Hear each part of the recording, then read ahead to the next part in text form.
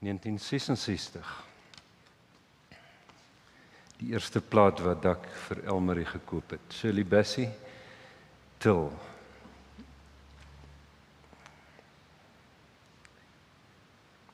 Ek wil graag geleentheid gee vir Tannie Adel en die kinders om vir ons die kersse aan te steek.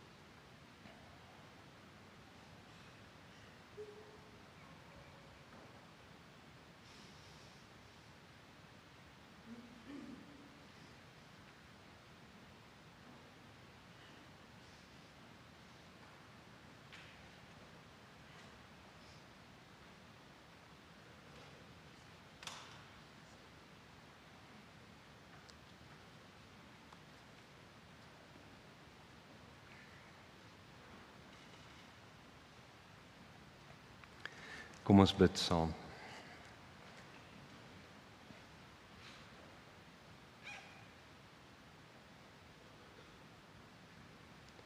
Die Here is my lig en my redder.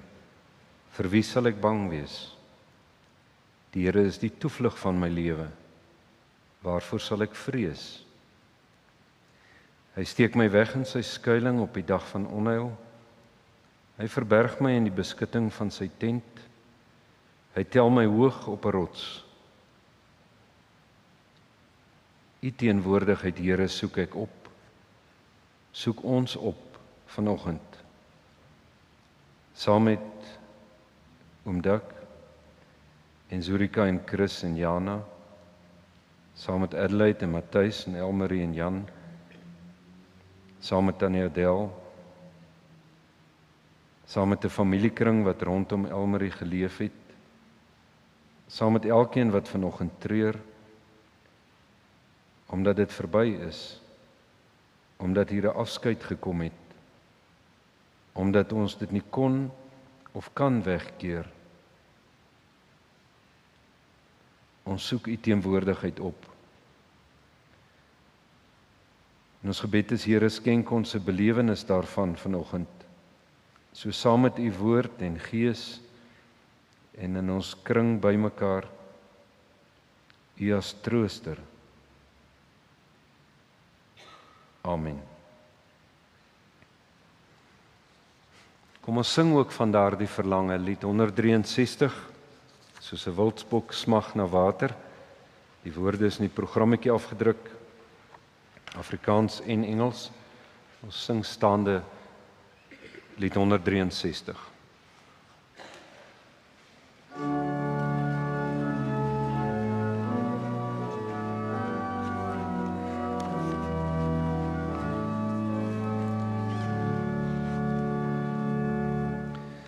Soos 'n wildsbok wat smag na water, smag my siel na U, o Heer. U alleen is my hartsverlange en ek bring aan U die eer.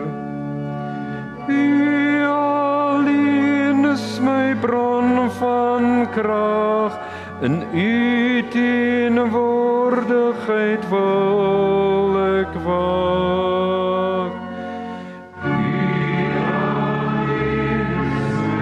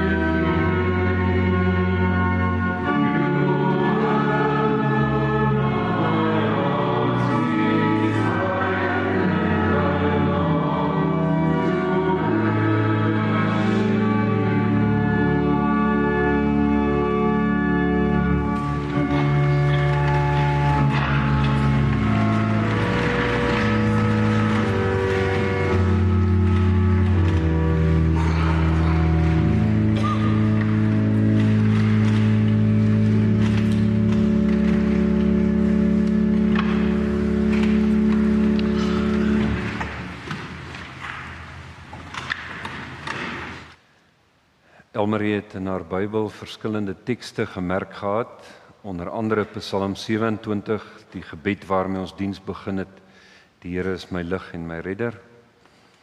Ook uit 2 Samuel 22, 'n teks uit die lewe van Dawid, interessant genoeg ook 'n psalmteks. Ek wil vir ons uit daardie psalmboek, Psalm 4 lees, vir die musiekleier, 'n psalm van Dawid. God wat my reg handhaaf, antwoord my wanneer ek roep. Toe ek in die noute was, het U vir my ruimte gemaak. Wees my genadig en hoor my gebed. Mense, hoe lank gaan julle my eer nog skend? Julle het nietigheid lief. Julle jaag leuns na. Julle moet weet dat die Here sy getroue volgelinge uitsonderlik behandel. Die Here hoor wanneer ek na hom roep. Sidder, moenie sondig nie, dink na op julle bed en wees stil. Bring offers van geregtigheid, vertrou op die Here. Baie mense sê, wie sal ons weer die goeie laat beleef? Laat die lig van U teenwoordigheid oor ons skyn, Here. Want U het vreugde in my hart gegee, meer as in die tyd wanneer mense se koring en nuwe wyn volop is. In vrede kan ek gaan lê en dadelik aan die slaap raak, want net U, Here, laat my veilig woon. Beste oom Dak, Zurika en Chris, Adelaide, Matthys, kleinkinders, familie en vriende. Die 16de eeuse kerkhervormer Johannes Calvin het sy kommentaar oor die psalmboek begin met die woorde: I have been accustomed to call this book, the Psalms, I think not inappropriately, an anatomy of all the parts of the soul. An anatomy of all the parts of the soul. For there is not an emotion of which anyone can be conscious that is not here represented as in a mirror. Die psalms, hierdie bundel gebede wat later gesing is, soos 'n spieël vir al ons menslike emosies. Ook die emosie van benoudheid. Of, soos wat Psalm 4 begin, toe ek in die noute was, het u vir my ruimte gemaak. Benoudheid. Letterlik beteken die woord die snak na asem. Ons almal wat op een of ander manier deur COVID gekom het, weet wat is benoudheid. En watter vrees bring benoudheid, die snak na asem oor jou. Daar is die benoudheid van 'n mens se liggaam, van my aardse bestaan, die verlange na gesondheid, dalk die leef met siekte, soms baie stil. Maar daar is ook die benoudheid van lewensomstandighede, wat jy ook as 'n noute mag beleef.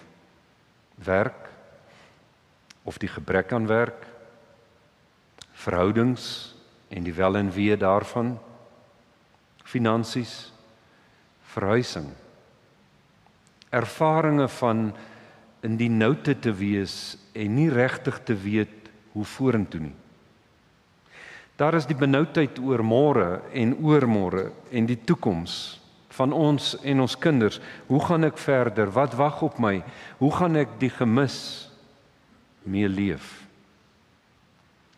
En daar is die diepste benoudheid, die benoudheid van die onvermydelike, van om te sterf. Om te sterf beteken dat ek die asem waaraan ek so kleef, waarna ek so snak, moet uitblaas. Soos wat dit heel aan die begin van die skepping van die mens deur die Skepper in 'n mens se neus ingeblaas is, en soos wat jy elke dag van daardie asem geleef het, so kom daar ook die laaste asemteug. 'n in die noute waaruit ek nie kan kom, maar waardeur ek moet gaan. Dis 'n benoudheid waarmee ons eintlik eers in ons ouderdom, wanneer ek die verganklikheid begin beleef, wanneer ek weet, daar is nie meer baie jare oor nie, in die oë wil kyk. En tog weet ons, die noute leef met ons mee. Dit mag jou ook in die nag oorkom. En vir die mense van die ou tyd wat hierdie psalms gebid het, was die benoudheid, die dood, 'n realiteit elke aand. Saam die vrese vir 'n vyand, vir siekte, vir dit wat jou in die donkerte mag oorval, die onheil waarna verwys is. Miskien was die mense van die ou tyd eerliker as ons daaroor. Ons skuif hierdie benoudheid, die wete van my stoffelikheid en my verganklikheid en selfs sterwensnood weg na die rand, na een of ander oord, na 'n huis. Terwyl Calvin, soos die skrywer van Psalm 4 en almal wat deur die eeue heen die gebed gebid het, later gesing het, hierdie emosie, benoudheid, in die oë gekyk het. Hy begin, toe ek in die noute was, het u vir my ruimte gemaak. Wees my ook nou genadig en hoor my gebed. In sommige Bybelvertalings staan daar bokant Psalm 4, 'n opskrifie, 'n aandlied. Omdat hierdie psalm eindig met die woorde vers 9, in vrede kan ek gaan lê en dadelik aan die slaap raak, want net U, Here, laat my veilig woon. Die 1983 vertaling het die betekenis daarvan so gestel: nou sal ek onbesorgd gaan lê en dadelik aan die slaap raak, want Here, U laat my veilig woon. Die King James Version: I will lie down and sleep in peace, for You alone, O Lord, make me dwell in safety.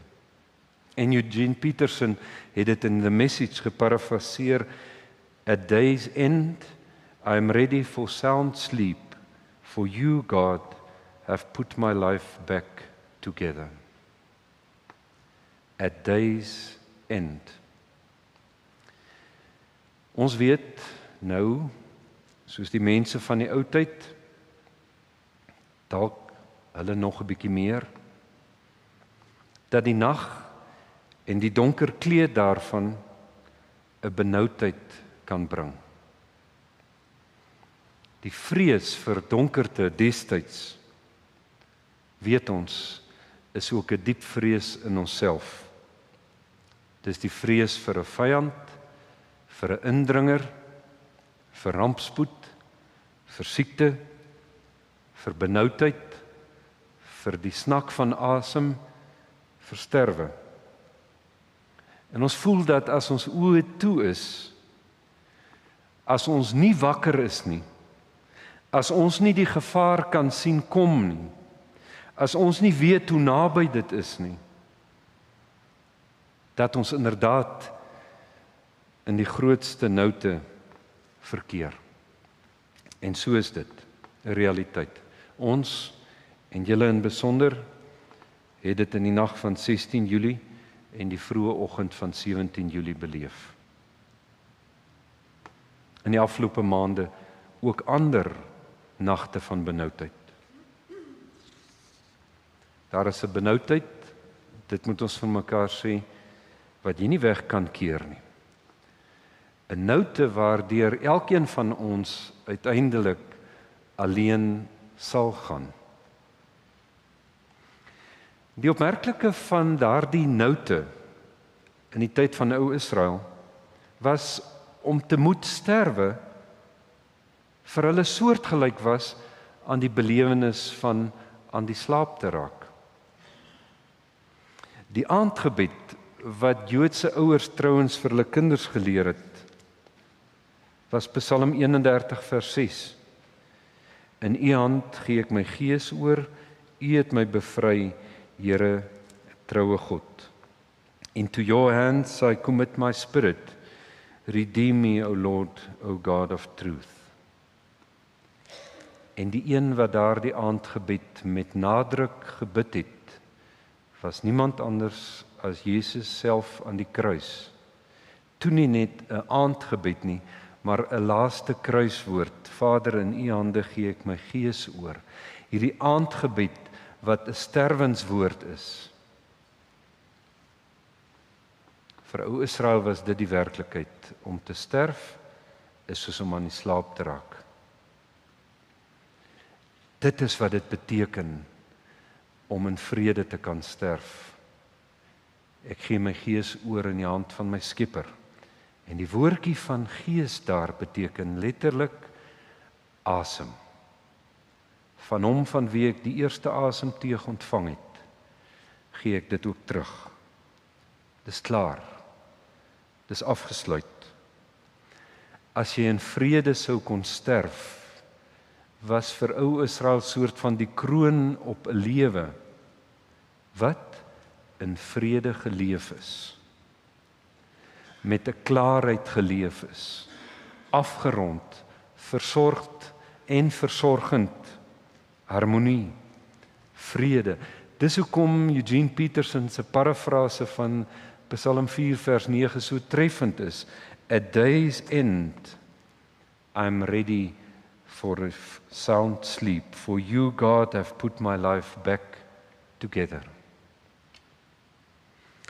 'n Aandversigtiging aan die einde van my lewe. Selfs al sou dit met benoudheid hierdie noute gepaard gaan. Selfs al sou dit iewers in die donker uur net 'n skietgebed wees. God wat genadig is, U het my lewe vrygemaak, heel gemaak, mooi gemaak, klaar laat word. Dink aan my. So begin Psalm 4, hierdie aandlied. Here, dink aan my. Ek sterf. Miskien omdat oud Israel ook met die intuïtiewe wete geleef het.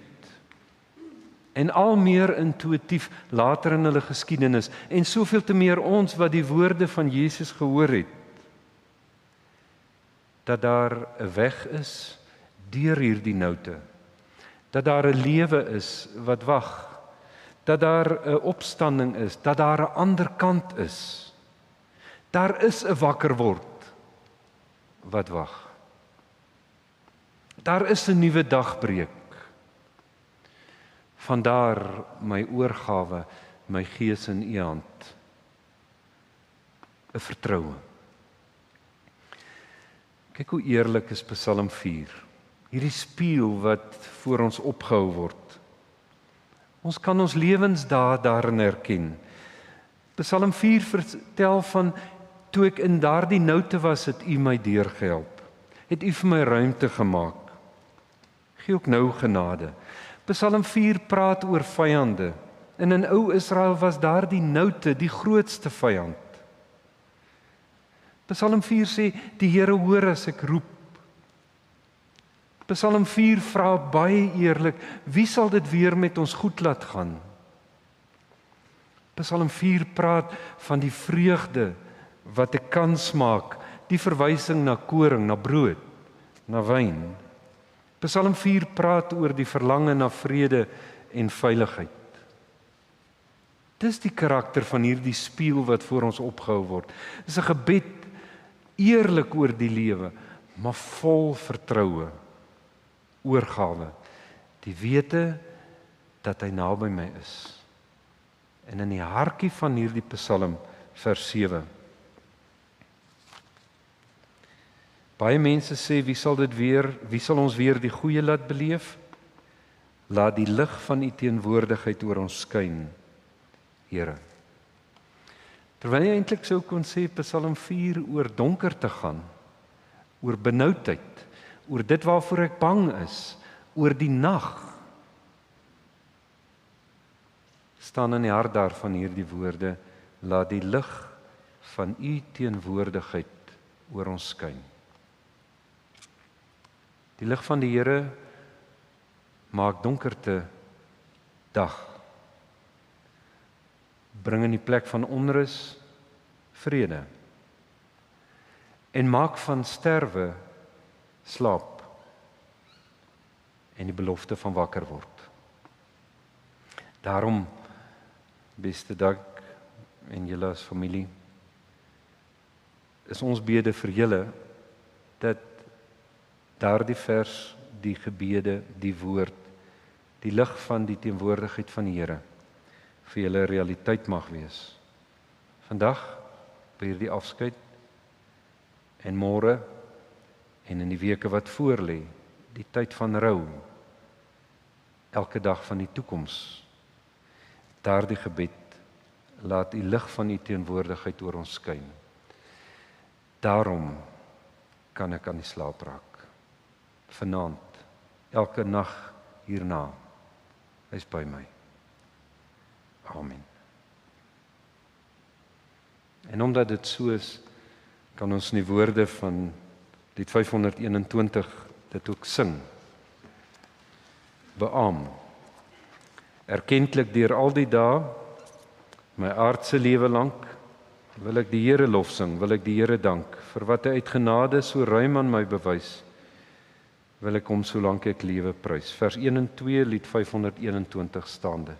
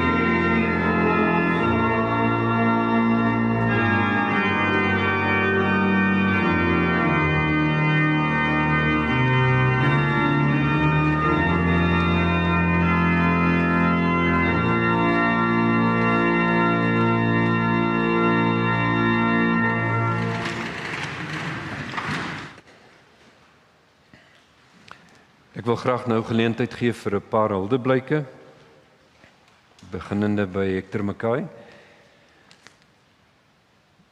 Hector.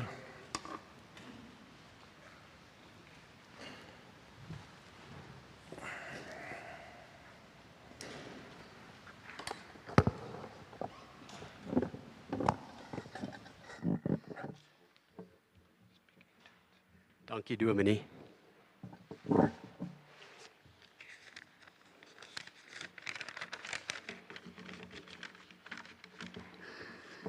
My wife Jenny and I have known Elmarié and Doug since the early 1990s at Krugersdorp Hospital. Elmarié was a wonderful nurse where she cared for her patients dearly. She worked herself up to become a unit manager. Elmarié did not talk the walk, but she walked the talk. Then Elmarié and Doug joined me at St. Augustine's Hospital in Durban in 1996. Her strong work ethic did not please everyone, but once they got to know her, they all loved and respected her. The next step in our journey was at the Lenmed Royal Hospital and Heart Centre in Kimberley. It was wonderful to see the same process play out again. And once again, the staff got to love and respect Elmarié. I'm sure those that know Kimberley understand the conditions are harsh. My wife, Jenny, was so appreciative that Doug and Elmarié were around to support me. To her family and friends, Elmarié was the moral compass. She even taught me to listen to RSG. Elmarié loved her children and grandchildren, which reminds me of the lovely time we recently spent in the Drakensberg. There, she only spoke Afrikaans to us. During this trip, my granddaughter Abigail ran up to me and said, "Opie," which is short for Opa, "do you know that Elmarié can speak English?" Elmarié, may your soul rest in peace. To all of you, God bless.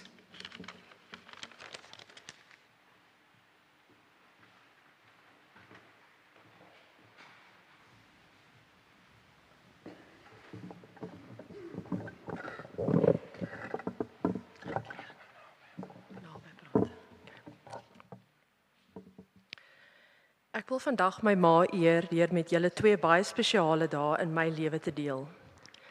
My heel eerste dag saam met haar, my geboortedag, en my heel laaste dag saam met haar, die dag voor haar dood. Ek kan natuurlik niks van my eerste dag in Kimberley, Julie 1967 onthou nie. Maar wat ek wel weet is dat behalwe nou vir al die trotse nuwe oupas en oumas wat kom kuier het tannie Alida en oom Tommy Butler 'n telegram van gelukwensing gestuur. Tannie Sheila en oom Piet van Jaarsveld het vir mamma gebel. En haar niggie Hester Loots het vir haar 'n gelukwensingkaartjie gestuur. Daar was geskenke vir die pasgebore babatjie Adelaide. 'n Konversie en gebreide pakkie van tannie Adeel, 'n slaapsak van tannie Siel en van tannie Dot 'n paar bababoeties. Ek weet dit, want my ma, in daai unieke en keurige handskrif van haar, het dit opgeteken in 'n boek, wat sy vir my bewaar het. So het sy gedurende haar hele lewe name, datums, bedrae en allerlei belangrike inligting aangemerk. Met elke nuwe fase in haar lewe, in haar en pappa se lewe, elke nuwe tuiste en soos dinge in ons lewe meer digitaal geraak het sy die menigte boekies, leers, kaartjies, koerantuitknipsels, bokse uitgesorteer, gesnoei en geliaseer. Doelgerig, logies, soms koelbloedig. Maar nooit het sy in die prioritisering en moeite van hierdie prosesse tred verloor van haar hartsdinge nie. Haar familie, vriende en kollegas vir wie sy omgegee het. Weet dit, elkeen van julle hier vandag was vir haar belangrik. Hierdie standard operating procedure van haar is hoe ek haar ervaar het. Hoe sy in 'n vertrek of spasie kon instap en op haar unieke manier haarself kon laat geld. Of dit nou was om ongelooflike druksituasies in haar werkomgewing te hanteer, sperdatums, pasiënte, ek kan myself net indink waaraan sy blootgestel moes gewees het. Of iets meer subtiel, soos om net vanuit die slaapkamer by die sitkamer in te stap. Sy het in 'n oomblik 'n situasie opgesom, geprioritiseer en op haar eie manier, for Elmarié there was only one way to skin a cat, ingetree. Soms met 'n ligte sug, 'n vinnige aanraking van die hand, 'n grappie, maar altyd vol energie, 'n glimlag en 'n glinster in haar oë. Ek wens ek kan vir julle beskryf hoe haar oë geglinster het, daai dag toe sy van die vliegtuig afgeklim het, om vir my by te staan met Elmarié se nasorg na 'n ingrypende operasie. Dan, my laaste dag saam met haar. Die dag vir my ma se dood was ek geseënd met 'n paar kosbare ure wat ons gedeel het. Die twee van ons het saam met Elmarié en Arno, haar kerel, by 'n koffiewinkel geëet, bietjie klere gesniffel en in 'n boekwinkel op haar aandrang my verjaarsdagboek uitgesoek. Dit is vir my kosbaar dat ons daardie perfekte dag begin het deur tyd by die Vroue Monument en Museum te spandeer. As you all know, she had a very specific way of walking. She was not one to meander, nor to stop and smell the roses, not even over weekends. One of my most vivid and special childhood memories from Durban was where the three of us would go into town on a Saturday morning. There was always some errand, the paying of accounts, clothes shopping, the choosing of fabric and patterns. She would walk ahead, fast and determined, while I would be drifting dreamily behind, admiring window displays, looking up at buildings, glancing into alleyways. With a very quick stop now and then, my mother would then turn around with that little frown of hers and check if I was still following. On that last day, walking through the museum with our arms locked, I remember pointing out to her how incredible it was that the anti-war activist and welfare campaigner Emily Hophouse left the comfort of England in 1900 to travel across the sea to a foreign land to expose the plight of women and children in the camps nearby. She did this at a time when international travel was uncommon, particularly for a single woman. Against great odds, she stood up to be counted, to be brave in adversity. My mother, in numerous occasions, took on new challenges in unknown territories, and typically she just got on with it. Every time there was a new work environment, an office, hospital, pharmacy, she had to learn new systems, programs, protocol, staff synergy.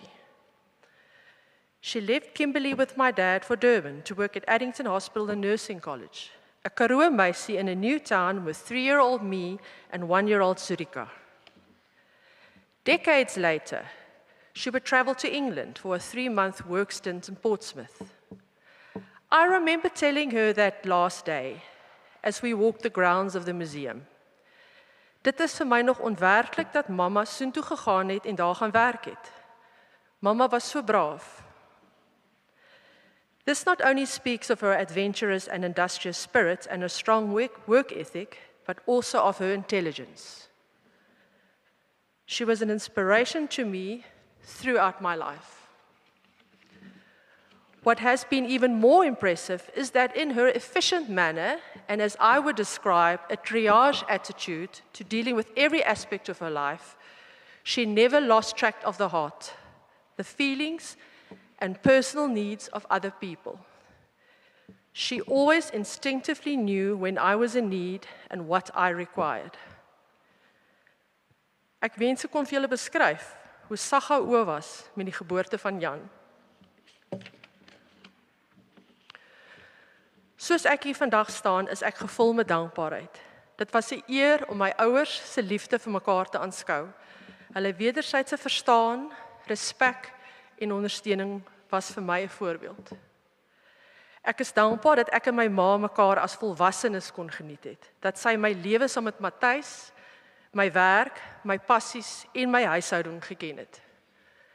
Dat sy tyd saam met Jan en Elmarié kon deurbring en kon ervaar waar hulle nou op die drempel van volwassenheid staan. Sy late leemte, ek gaan haar oneindig mis. Ek sal enigiets weer gee om soos kleintyd nog eenmal deur die strate van Durban te drentel en haar daar ver vooruit en doelgerig te sien stap. Mamma, selfs in afskeid was jy weer 'n tree te vinnig vir my.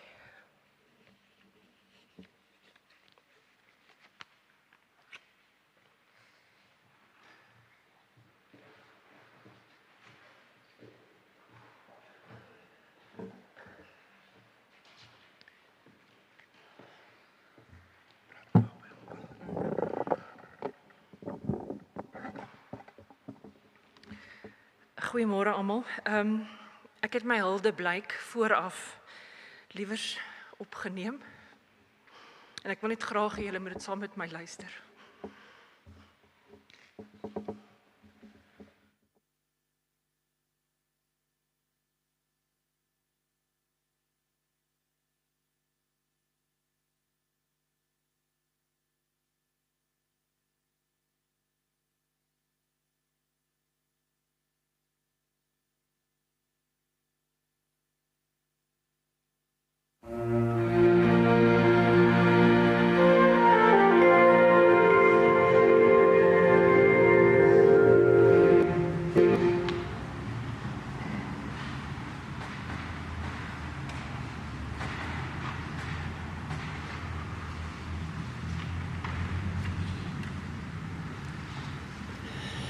Ek is baie bevoorreg om nog altyd omring te wees deur sterk vroue.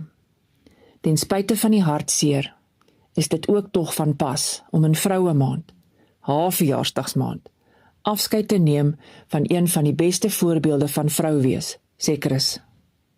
Hy het altyd gespog dat hy die beste skoonma in die wêreld het en dat hy nooit sou kon vakansie hou sonder haar nie. Jana, wat haar klaar elke dag bitter baie mis, sê sy was 'n baie liefdevolle ouma. En as sy sleg gevoel het sy altyd eers vir haar ouma gaan raad vra, want ouma weet mos altyd beter. Vandag neem ons afskeid van 'n ongelooflike vrou, my liefste ma, geliefde skoonma en ouma. Sy was 'n fontein van liefde, 'n bron van krag en 'n voorbeeld vir ons almal. Haar liefde was nie altyd in woorde nie, maar meestal in dade. Elke taak wat sy gedoen het groot liefde uitgespel. Sy het alles tot perfeksie uitgevoer. Elke opgevoude plastiek sakkie was 'n meesterstuk. Elke wond netjies versorg en elke boodskapie met 'n hartjie. Haar heel laaste week saam met my was ongelooflik en so besonder. En dit was nou tydens die vryfees. Sy het elke oomblik geniet. Alles, van kuns, verhoog, boekbesprekings, kos, elke dingetjie het sy geniet. Selfs ritmies op Jan Blom gewieg. Dit is waarvoor sy wou aftree, waarvoor hulle Bloemfontein toe getrek het, sodat ons dit kon meemaak. En ek sal daai week vir ewig en ewig koester. Sy was ou skool. Haar liefde vir die Karoo was meer simbolies, 'n metafoor vir haar waardes, eties, eenvoudig, simplisties. Haar voetspore was sag, nog altyd. Lank voordat dit politiek korrek was, het sy bewaar, herwin en hergebruik. Sy was waterwys, gepad in 'n spoegie water. Sy was ook nooit materialisties nie, maar het haar goed opgepas. 30, 40 jaar later is van haar besittings nog splinternuut. My ma was soos 'n karooblom. As ons kwyn of water trek, het sy op haar mooiste geblom. As ons verlep voel, het sy kom ophelder, en sy was maar net altyd daar. Sonder uitpasyn of grootheidswaan. Sonder 'n oordrewe soeke na erkenning. Onselfsugtig, in lewe en toe ook in afsterwe. Haar geliefde simbole, die donkie en windpomp, was 'n refleksie van haarself, staatmaker en lewensaar. Soos 'n donkie kon sy gepak word met verantwoordelikhede, om dan soos 'n windpomp die belangrikste elemente van lewe na mens en dier te bring. Sy was so lief vir die buitelewe, vir die natuur en diere, plaasdiere, donkies en skape, en dan natuurlik honde. Ons het altyd honde gehad. Groot geword met honde wat soos kinders in die huis behandel is. 'n Gunsteling storie van my is toe my pa een naweek weg was op een of ander golftoernooi, toe ek by my ma gaan slaap. My gewoonte was dan om sommer saam met haar in hul bed te gaan inkruip. Maar die spesifieke geval het ek tot my spyt agtergekom dat daar nie vir my lêplek op die bed was nie. My ma was op die rand van die bed, baie gelukkig, met 'n groot glimlag op haar gesig, want ons kryduin het uitgestrek oor die bed gelê, met haar bene oor my ma se lyf. Ons Springer Spaniel het by haar kop gelê, en die Bull Mastiff by haar voete, en die klein Maltese poedel was ingewurm tussen al die ander honde. Daar was geen plek vir my nie, en ek moes elders gaan lê het. My ma was nie iemand vir debatte nie, maar sy kon lekker gesels. Sy het vinnig mense om haar leer ken, en lekker gekuier, en dan kontak behou. In die ou dae is briewe elke Sondag geskryf, in haar netjiese handskrif met 'n viltpen, en dan aan almal gepos. Met die koms van die selfoon het haar netwerk van kennisse en vriende net soveel groter geword. En dit was vir ons verstommend om te sien met hoeveel mense sy so gereeld kontak gemaak het. Al was dit partykeer maar net 'n mooi of snaakse prentjie wat sy aangestuur het. En ek was bevoorreg om elke aand 'n goeie nagboodskapie te ontvang. Werk was haar passie, stil sit, nie in haar woordeskat nie. Sy het haar waardes uitgeleef deur haar werk. Op 75 was sy nog 'n voorbeeld vir jong mense. Haar werksetiek onverbeterlik. Hard werk, uithou en deursettingsvermoë. Ek kon nie vir 'n beter rolmodel gevra het nie. Kom Zurika, sit skouer aan die wiel, hoor ek haar nog sê, in ondersteuning van my onwillige skoolloopbaan. En dit is juis hierdie dryfkrag en vermoë wat gemaak het dat sy en my pa die Comrades Marathon meer as een keer voltooi het. Ek onthou nog so goed hoe sy na een so Comrades by die huis gekom het en wraggies klere in die wasmasjien gegooi het en sommer die vloere begin mop het. 'n Passie wat ons gedeel het was mode. Die klere wat sy vir my en Erleid gemaak het was verstommend. Sonder enige formele opleiding of blootstelling het sy altyd die mooiste, modernste en die interessantste klere vir ons as jong kinders gemaak. Later, toe ek my eie styl ontwikkel het, kon ek maar net 'n prentjie aan haar wys, en dan het my ma dit sonder enige patrone op haar eie manier gemaak. Baie keer, nadat sy die hele dag in die hospitaal gewerk het, het sy reg deur die nag gestik om vir ons iets nuuts en pragtig op te tower. Haar tegniese vaardighede was onverbeterlik. Haar stukwerk was pynlik netjies.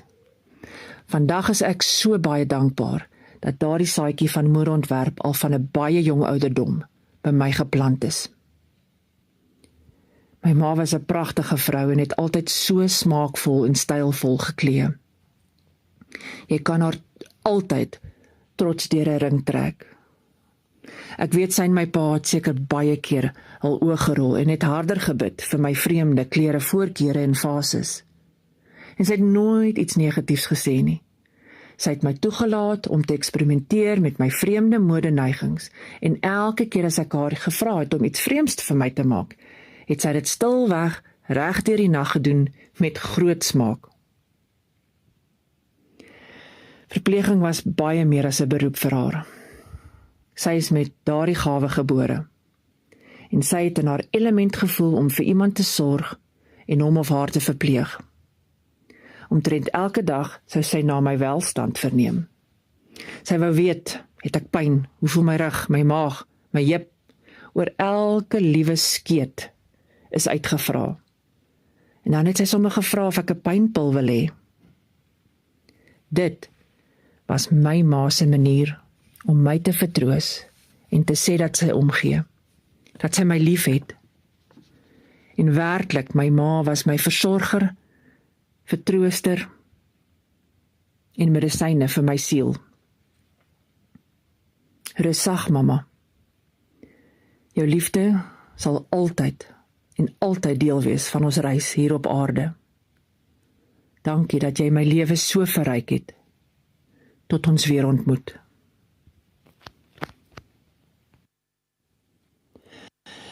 Ek is baie bevoorreg om nog altyd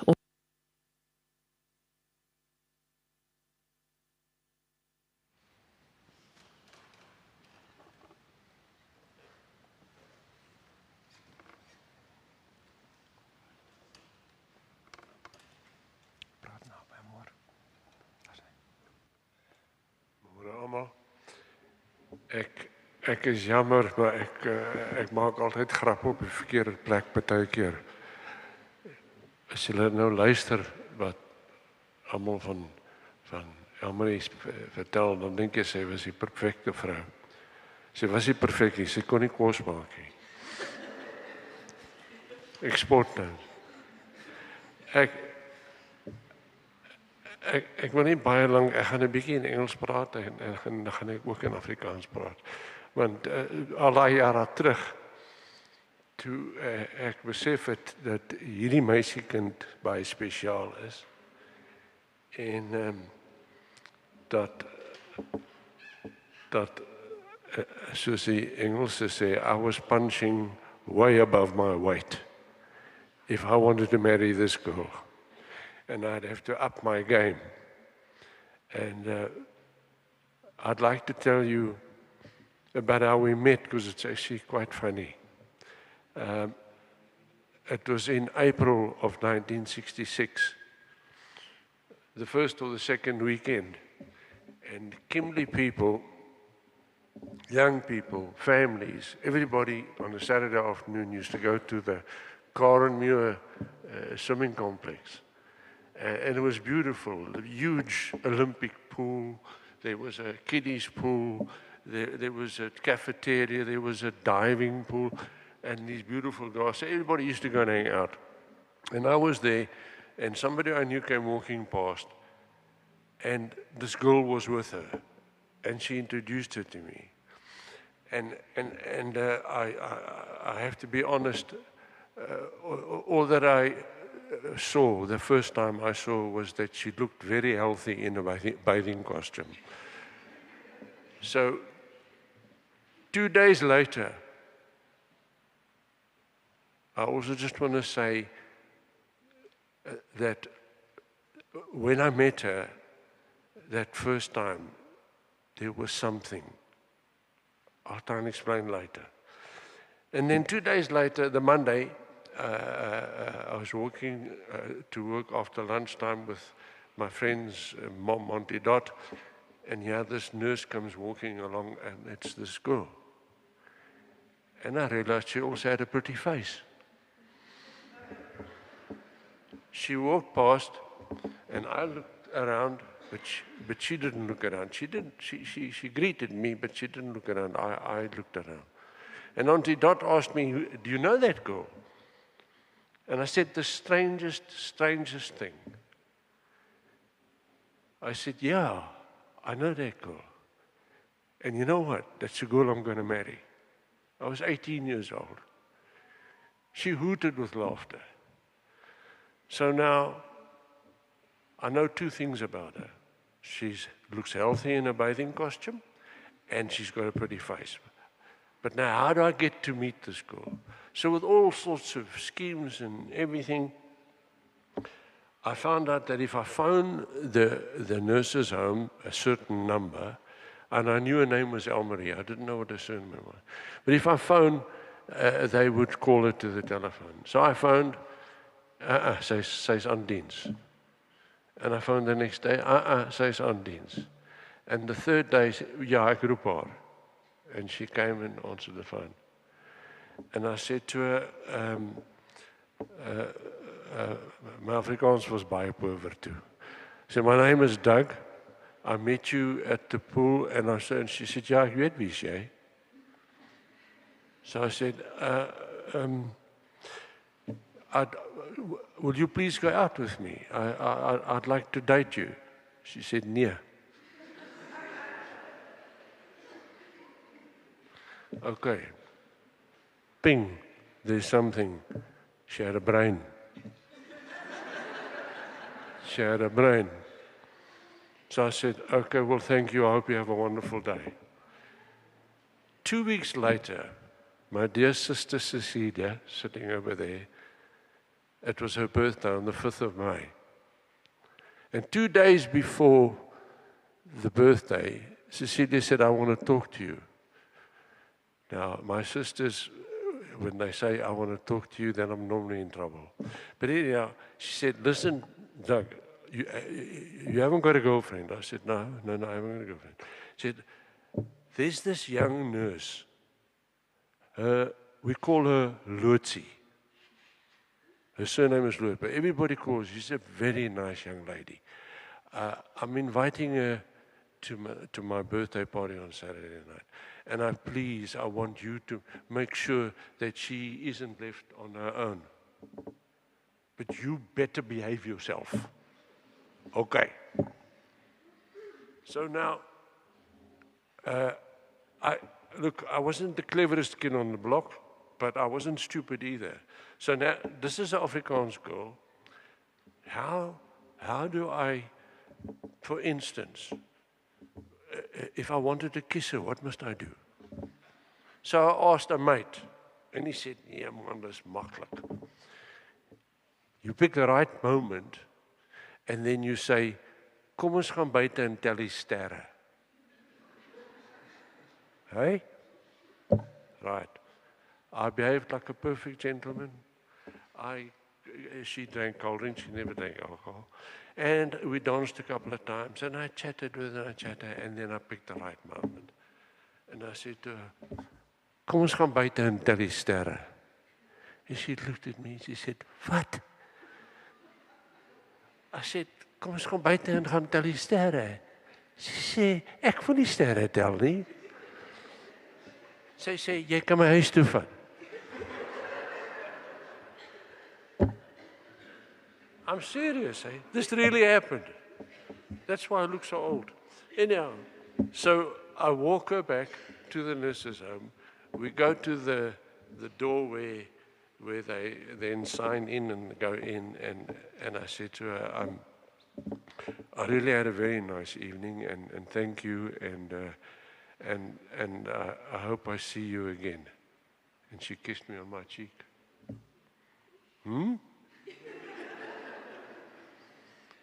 We started dating. As you know, on her birthday on the 16th of August, I bought her a record player, and I bought her the Shirley Bassey song, Till. And I said to her then, and I meant it, and to this day, I still mean it. I said, there's many things that I can promise you that maybe I can't deliver. There's many a road that we're going to take, because our road is, we are going to go on the same road. But this is one promise that I can make you. I will love you till the moon deserts the sky and till all the seals are dry. I want to move away from that then. We got married on the 30th December, 1966, in a magistrate's court, 2 witnesses, an Afrikaans girl, very strong Christian family, church-going people, and then there was me. No religion, could hardly speak Afrikaans. Nobody gave us a chance. Nobody gave us a chance. But that day was the start of the greatest adventure you could possibly ever imagine. The things that we did together. We were never afraid of anything together. The first time when we left Kimberley to go to, I got a post in Cape Town. Oh, yeah, Kaapstad. Oh, it's terrible. You're going to this place. We were in Cape Town not a year, and I got a post in Durban. Oh, Sodom and Gomorrah. Where you going, julle kinders? Dis 'n vreemde wêreld. And it never stopped. It never stopped. Our two beautiful children. The unison, the love, and her always the right example, helping me. And as I said, I promised her I'd never stop loving her, and I knew I must up my game. But I'm human, and I stumbled, and sometimes I fell. But she picked me up every time, and she chased away my demons, and she fought off the devils every time. We got to, Zurika was in matric. And like I say, the reason why we did so many things was we used to plan. We didn't just do things. I said, we've got a problem next year. We've got empty nest syndrome. It's going to be bad. For you, sweetheart, it's going to be very bad. I said, why don't you start running with me? And at first she didn't want, and then she did. And that started an adventure also that carried on for about 25, 30 years. That we ran. We used to run all the time. And my brother, Willie,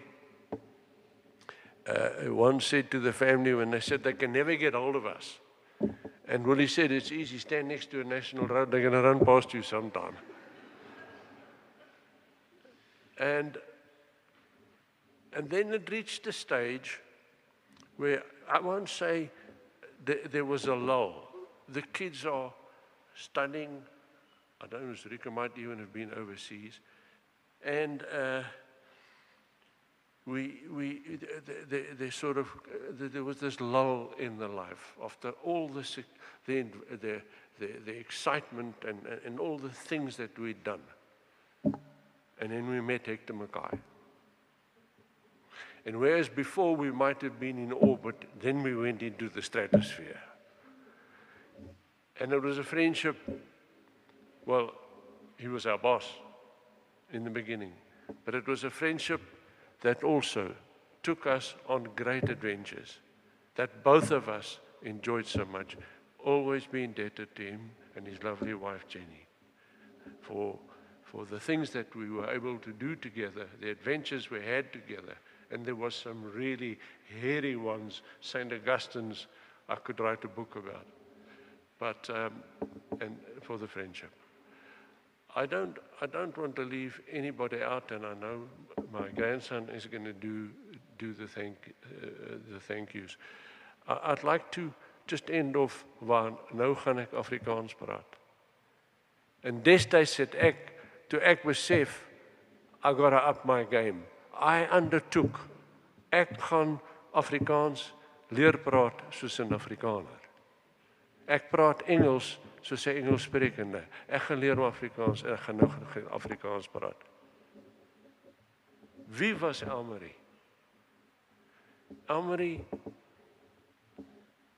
was nie net 'n Karoo meisie nie. Sy was 'n plattelandse meisie. Elmarié was 'n kaalvoet, tone in die sand meisie. Op haar gelukkigste, as sy kaalvoet kon stap op 'n plaas, op 'n sandpad wat nêrens heen gaan nie. Die ongelooflikste genot wat sy gekry het. Ons praat oor view fotos is daar in my huis van windpompe en donkies. You won't believe it. Dit is ongelooflik. Dit was haar lewe. Ek dink die regte woord is onwrikbare geloof. Daar was nie 'n oomblik dat jy ooit getwyfel het oor haar geloof nie. En daai faset van ons lewe het sy my ook saamgeneem.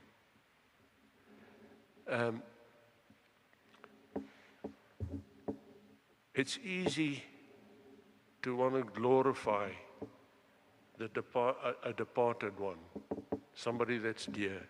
It's easy, and it's human nature, and people must do it. Was Elmarié an angel? No, she wasn't an angel. She had a terrible temper on occasion. We used to fight like crazy on occasion. She couldn't cook.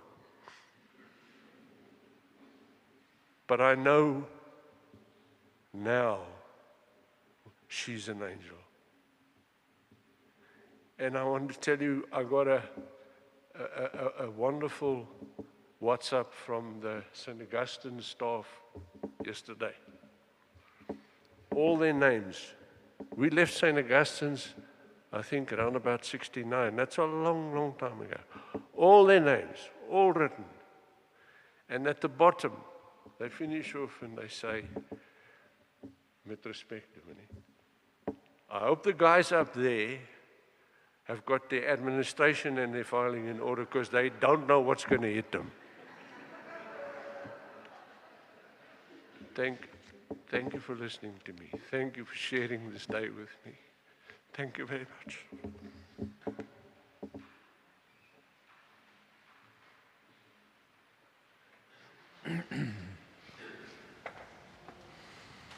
Jan.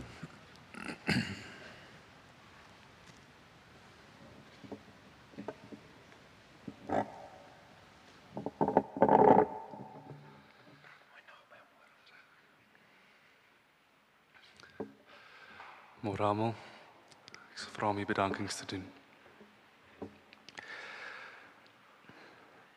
How can we ever thank all of you for the overwhelming wave of sympathy, feelings, and beautiful words that washed over us from people all over the country and overseas? Thank you for your love, the caring, beautiful flowers, and many wishes of condolences. 'n Groot dankie vir die goedhartigheid van almal wat vir ons die wonderlikste etes die afgelope 2 weke gebring het. Dit was oorweldigend. Ons dank al ons familie en vriende wat van ver gevlieg het en gery het om hierdie gedenkdiens by te woon om Elmarié te eer. En om ons te ondersteun van Kaapstad, Kimberley, Pretoria, Johannesburg en Durban. Vir die Berg-en-Dal gemeente en die kerkkantoorpersoneel. Dankie vir julle bereidwilligheid en al julle moeite met vandag se reëlings. Aan Johan Kromhout, wat ons vandag geseën het met die mooiste hemelse musiek, baie dankie. En dominee Jan Lubbe, in 'n tyd waar ons harte nog stikkend is, beteken jou boodskap, troostwoorde en geestelike bystand vir ons ontsettend baie. En dankie daarvoor. Louw Crispin van Avalon, ons wil ons besonderse waardering en dank uitspreek teenoor jou. Ons is vir jou ewig dankbaar oor hoe jy met ons in ons smart, met deernis en respek gedra het gedurende hierdie moeilike tyd. En die laaste bedanking is aan my ouma. Elmarié Louw het vir haar kleinkinders ek, Jana en Elmarié gesorg wanneer ons ouers vorder met ons was. The three of us, we were a wild bunch, a circus even, but she could tame us. Sy het by elkeen van ons iets gelos wat bydra tot ons karakter van vandag. Spesifiek, haar vermoë om onselfsugtig op te tree vir enige persoon maak nie saak wie hulle was nie. Sy het vir mense gesorg, met so verhoogde empatie, mens kon sweer sy was 'n engel op die aarde. Sy gaan nie net met my bly in gees nie, maar ook fisies rondom my, elke keer as ek 'n houertjie Wieks ruik. Ek het so baie van jou geleer. Dankie, ouma.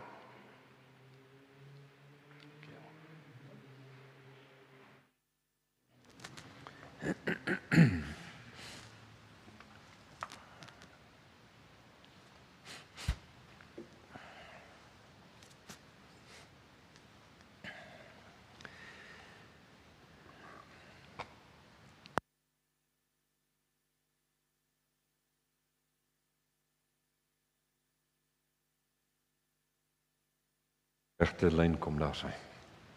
Ekskuus. Die familie het ten spyte en miskien juis om dalk verkeerd te wys, Elmarié se gunsteling geregte reggemaak in die kerksaal. So ons wil julle almal daarheen uitnooi. Ons gaan die diens nou hier afsluit en dan daar saam verder kuier. En ek moet spesifiek sê dat daar pannekoek gebak is van vroeg vanoggend af al. Ek wil sommer ook vir al die bakkers dankie sê. Ons sien uit daarna en ons hoop julle voldoen aan Elmarié se vereiste daarmee.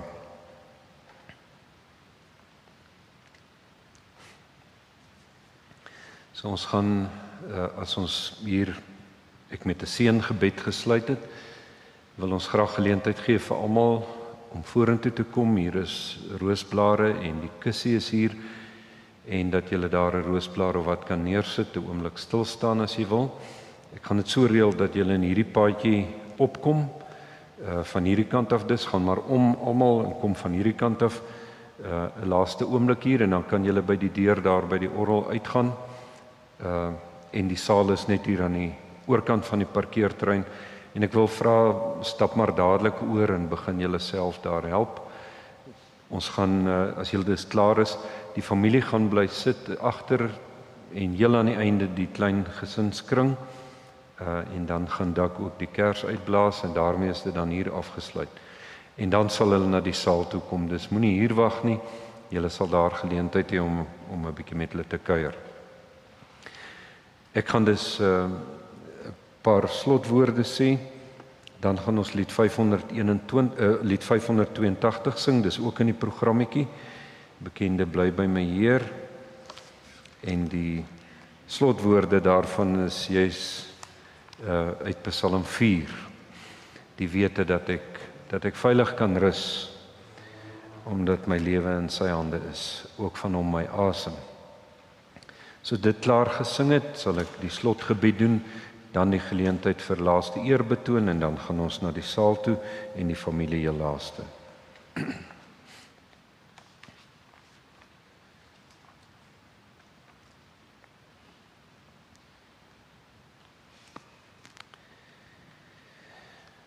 Till the moon deserts the sky, till all the seas run dry, till then I'll worship you, till the tropic sun grows cold, till this young world grows old.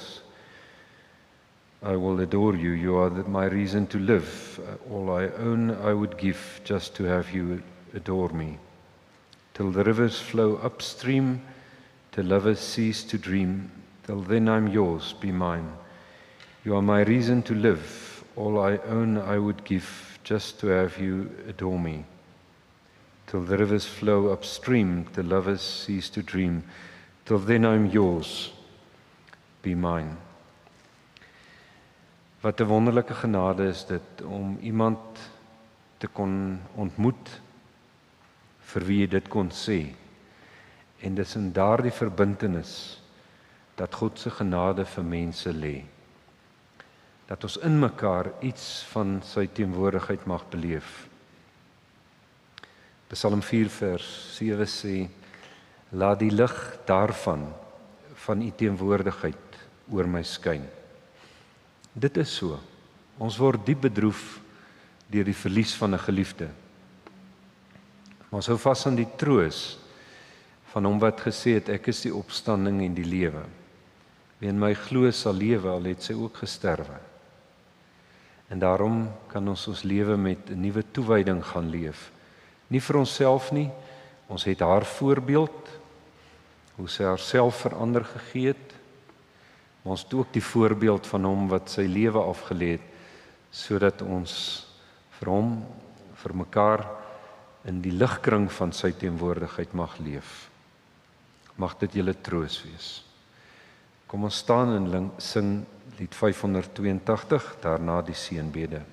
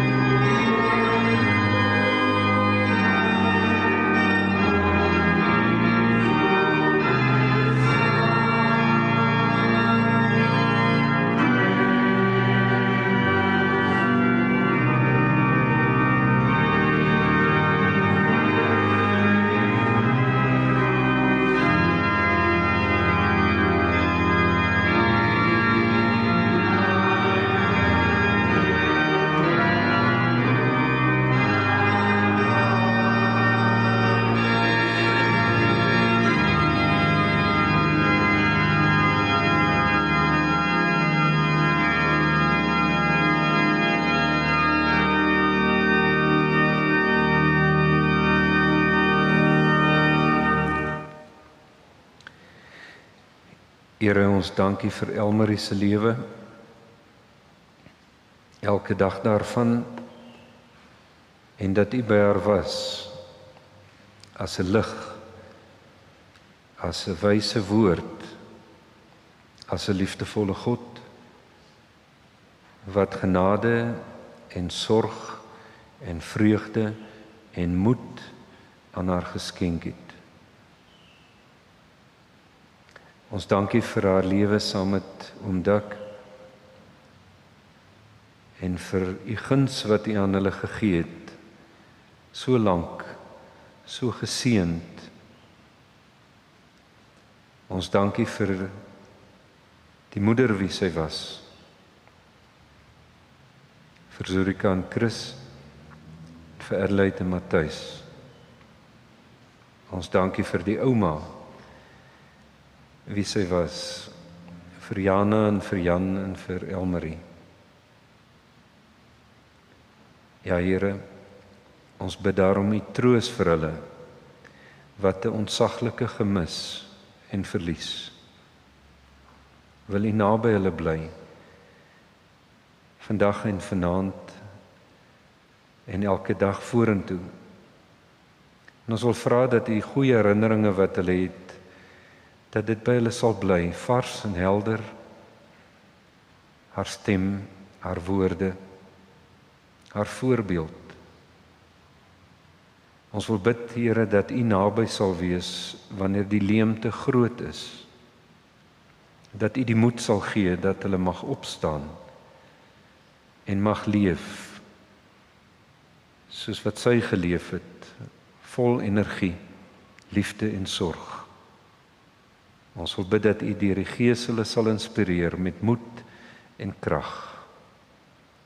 En daarom is ons gebed dat U genade, Here Jesus, en die liefde van U, ons God, ons Skepper, en die troos van U Gees by hulle en by ons elkeen sal bly, nou en vir altyd. Amen. Kan sit, die van u wat wil 'n laaste eer betoon, kom aan hierdie kant verby, die familie heel laaste.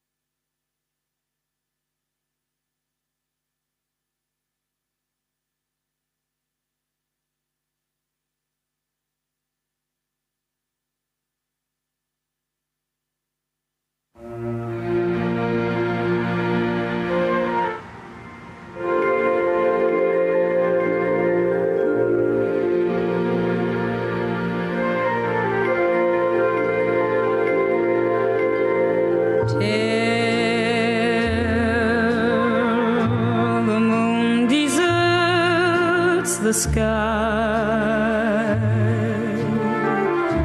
till all the seas run dry. Till then I'll worship you.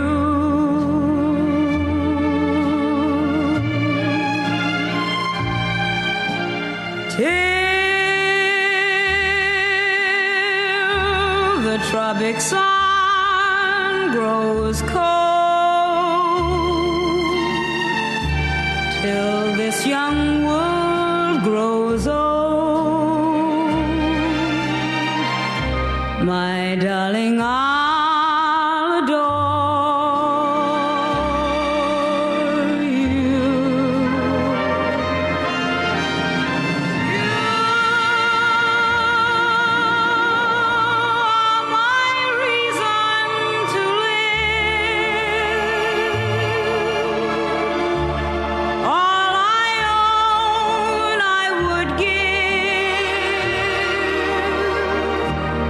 Just to have you adore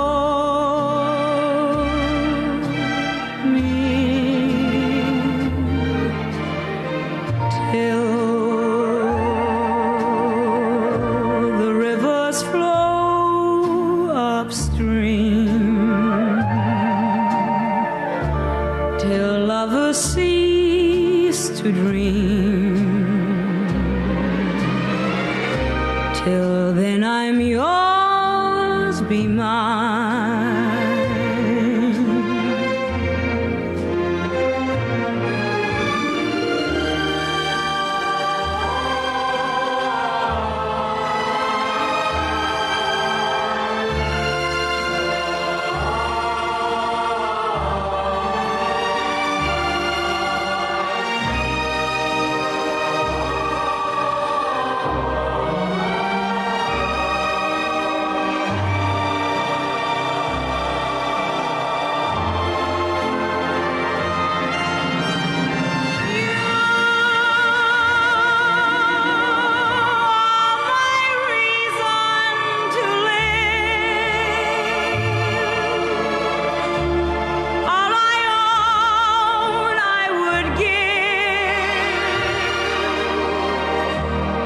Just to have you adore me,